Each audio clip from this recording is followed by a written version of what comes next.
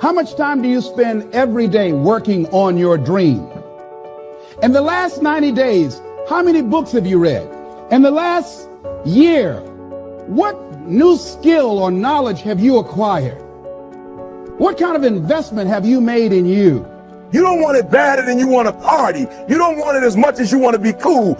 Most of you don't want success as much as you want to sleep. Some of you love sleep more than you love success. And I'm here to tell you today, if you're going to be successful, you've got to be willing to give up sleep.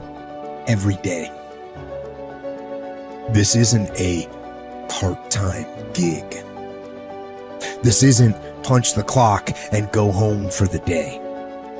You don't get weekends off. No. Here, there's no such thing as a weekend.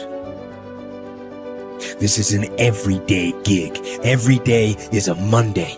You're either committed or you aren't. You're either willing to do everything it takes, whatever that might be, or you aren't. You either are willing to go through hell and high water and fire and brimstone to get to your goals, or you aren't. This is the time for you to go into warrior mode. The dreams that you have are not going to fall into your lap. We all want that. We all want the easy route. We all want it to happen fast. But the truth is that you've got to be willing to fight for what you want. And sometimes the person that you have to check is yourself. It doesn't matter what you don't have now because you can go get it. But it starts today. It starts with a commitment. It starts with a principle. It starts with the discipline. It starts with effort. It starts with energy. It starts with an idea that you're going to make today count. Develop yourself, weaponize yourself, teach yourself to be so good at something that is necessary to serve in the area of your dream that now you're never even thinking about your comfort zone. Whatever you resist persists, but if you ask the right question, not why is this happening, but what is this here to teach me? What is this here to teach me? It puts you in the place and space to get the lesson you need. The things that you went through getting there give you the tenacity to stay there. The fight is your friend. To work on yourself daily. Work on the way you look at the world around you. Look at solutions rather than focusing on all the problems. Don't listen to its lies about what might happen if you try that new thing, and just try it. You do this and you are constantly getting stronger than that enemy within. And I may make a mistake, but I own it radically, emphatically. I don't play the blame game. If I was wrong, I claim it and I move forward. The starting point of goal setting is for you to realize that you have virtually unlimited potential to be, have, or do anything you really want in life, if you simply want it badly enough and are willing to work long enough and hard enough to achieve it. The second part of goal setting is for you to accept complete responsibility for your life and for everything that happens to you with no blaming and no excuses. With these two concepts clearly in mind, that you have unlimited potential and that you are completely responsible, you are now ready to move to the next step, which is to begin designing your ideal future. You are responsible for financial strategy, for deciding exactly how much of your services you want to sell, how much you want to earn, how rapidly you want to earn your income year by year, how much you want to save and invest, and how much you want to be worth when you retire. These numbers are entirely up to you. You are responsible. You are responsible for your people's strategy and your relationships, both at home and at work. One piece of advice I give my students is to choose your boss with care. Your choice of a boss is going to have a major impact on how much you earn, how fast you get ahead, and how happy you will be at your job. By the same token, your choice of a mate and friends will have as much or more to do with your success and happiness than any other decisions you make.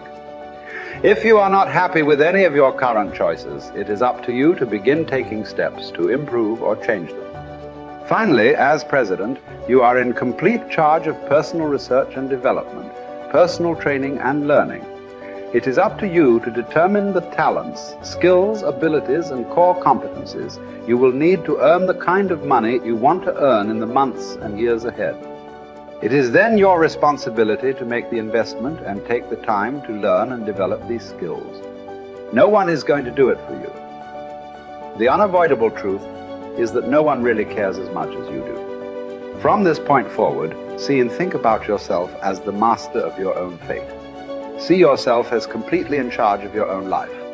See yourself as the president of your own personal services corporation. See yourself as a powerful person, completely self-determined and self-directed.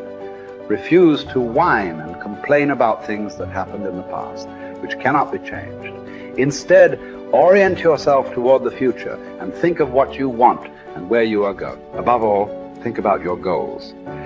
The very act of thinking about your goals makes you positive and purposeful again. And if you decide today to go for the apple instead of the Hershey bar, I'm telling you, you have begun the process of turning your life around.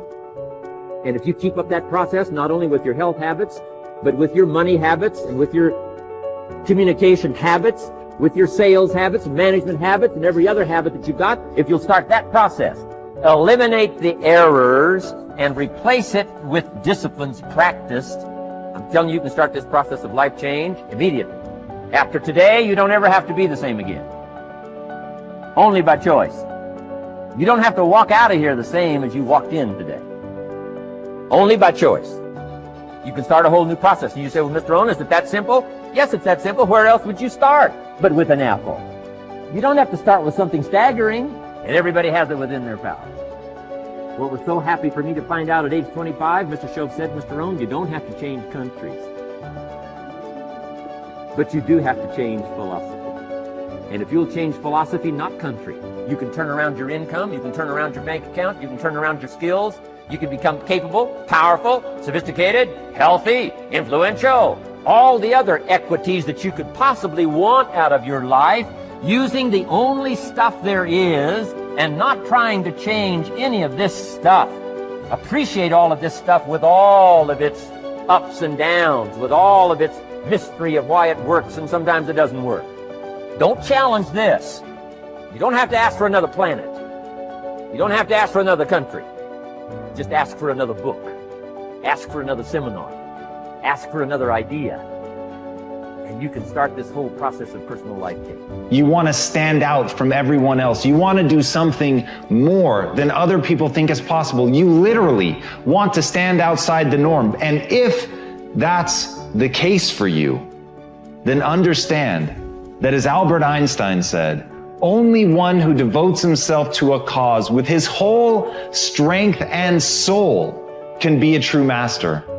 For this reason, mastery demands all of a person.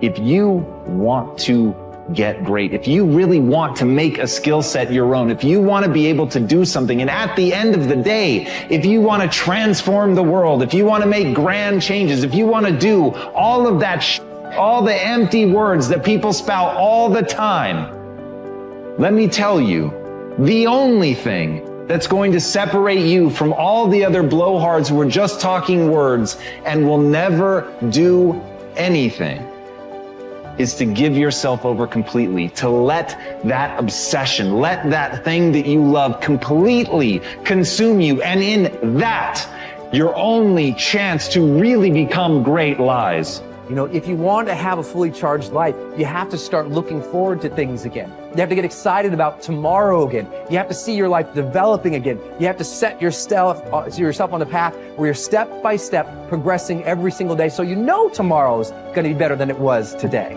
That you know tomorrow you're going to become more of who you know you can become. That you know tomorrow by your simple choices, by your simple sets of disciplines and habits, that you're going to evolve into your highest self.